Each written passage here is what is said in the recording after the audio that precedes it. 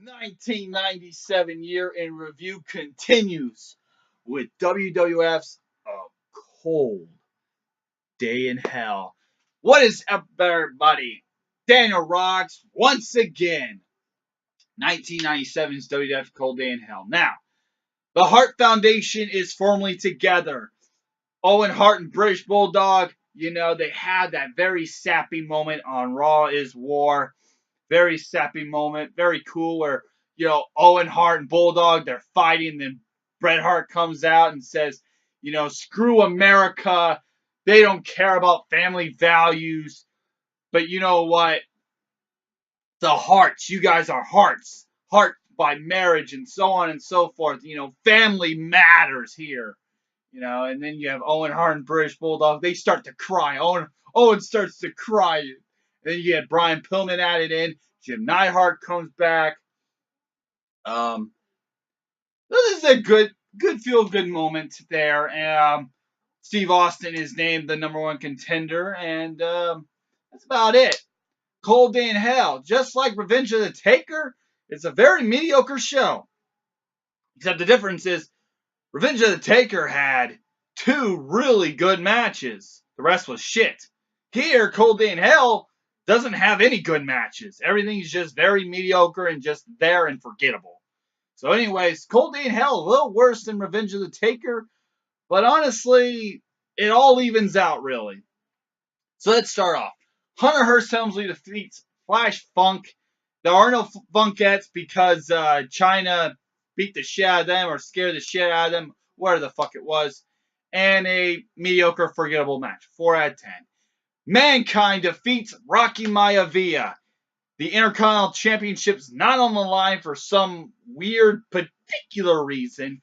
And a decent match, a 5 out of 10. And it's so bizarre watching The Rock get no reaction whatsoever. It is hilarious that he has no reaction. Now, you gotta understand here. This is 1997.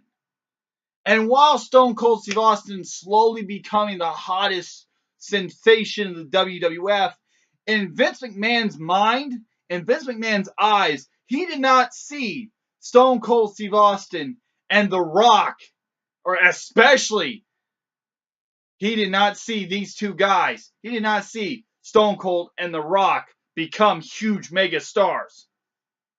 He saw them be huge stars as the Ringmaster and as Rocky Maivia, the 2 stars he wanted to be huge, gigantic stars, was Marvelous Mark Merrow and Ahmed fucking Johnson. Those are the 2 stars he wanted to be big stars, but they basically sucked and they had the injury bug. It's crazy to think that Rocky Maivia would come out and get almost no reaction whatsoever. There are lots of die Rocky die chants and Rocky sucks, and Mankind, who is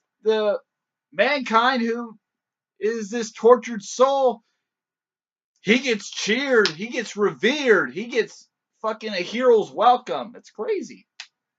This match is decent, but it's nowhere near as good as their matches later on. Their I Quit match, their Last Man Standing match, their ladder match, their Empty Arena match, so on and so forth. It's nowhere near as iconic as those matches will be, as those were.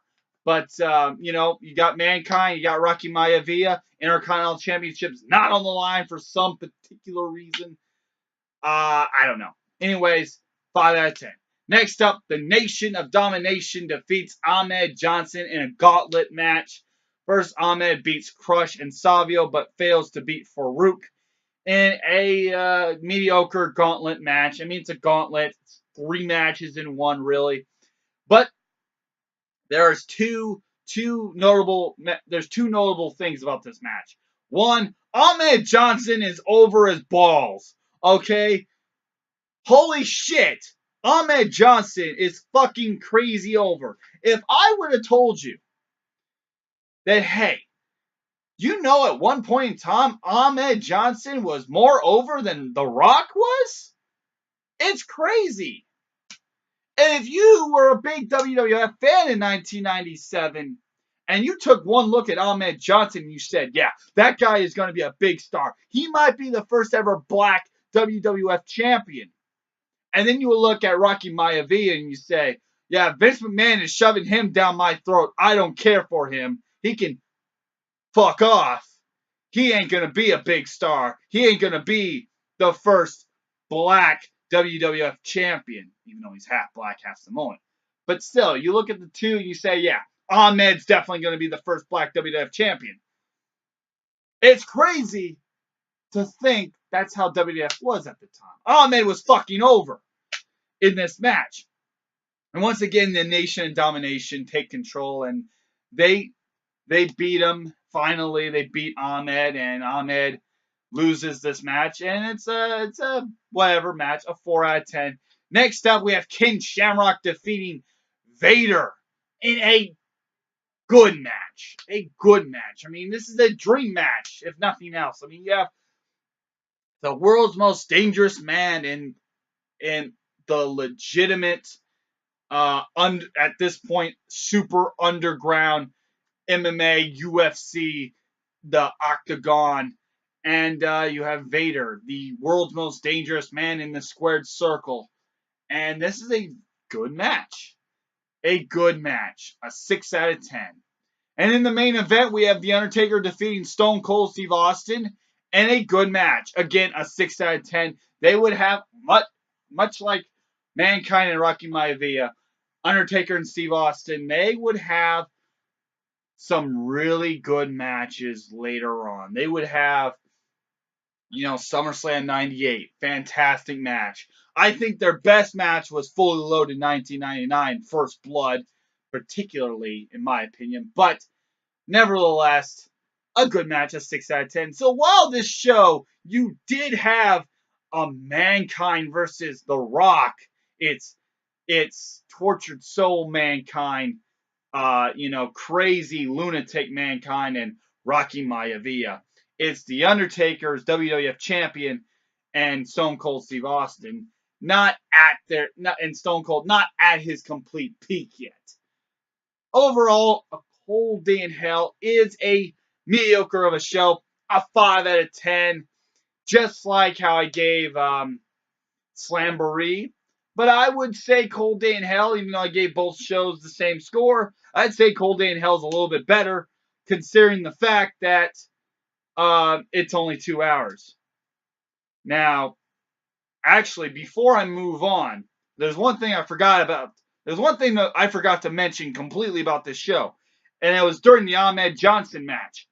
And I actually hope you skip Ahmed's match, because Ahmed's fucking trunks are riding up on him the entire time. You can see his big black ass cheeks this entire match. It's disgusting. I forgot to mention that. I completely blew that off.